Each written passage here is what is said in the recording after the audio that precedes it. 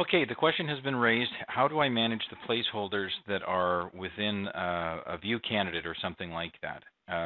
So what I'm going to do is I'm going to change, when I view a candidate, I want to change potentially what I see about their work history.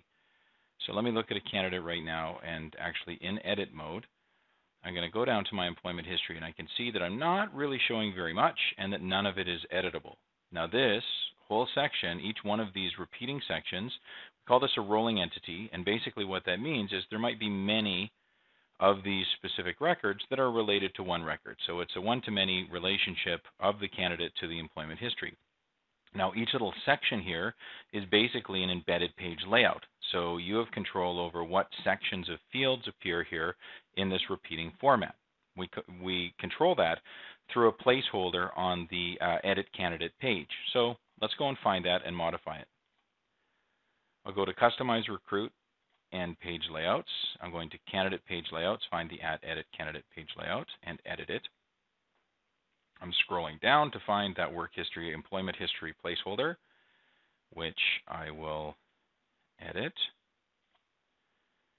And within that, I will see that I can control a bunch of things, but also I can control this work history form. This is actually calling what placeholder, what embedded page layout do I want to appear in that place. So I'm going to change it, and then I'll show you where that actually resides.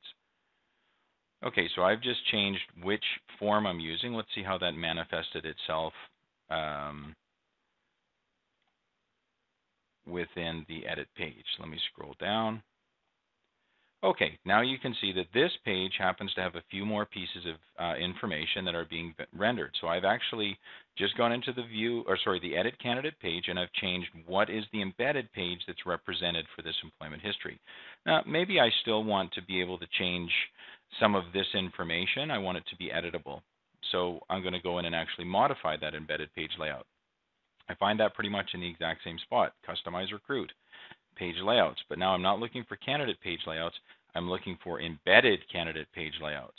Here I can find my Add Edit Work History. Notice that I have two versions. Now I've restored my edit candidate to refer to this version, so that's the one I'm going to edit so we can see it in action. So I can see the fields that are actually being collected here. I can see by the way that they just say value that this means that they are non-editable. So I'm going to edit that specific field. I am going to turn it read-only off. Now you can see that I can actually check that box, save, and let's see how that manifests itself. So I've changed the embedded candidate page layout, and I go back to my candidate, click on Edit, and you can see that now I actually have the ability to check this OK to Contact box.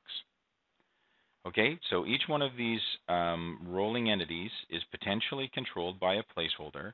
Placeholders cannot be added or removed from any of the page layouts on which they reside. They can only be hidden or unhidden. So let's just take one last little crack at that. We'll go back to the candidate page layout. This is where the placeholders are residing, and I can set what they're going to control. So as I scroll down the page, you'll see that there's quite a few placeholders. There's the requisition details. That's where you would see things like the requisition questions and answers. And then we've got all of these rolling entities which potentially have a one-to-many relationship. I can't add more, but I can certainly hide or unhide and then edit what is represented. And then further, I can actually go to the embedded page layout that's being referred to by the placeholder and edit that as well to be able to have full control. I hope that this helps answer how to manage placeholders on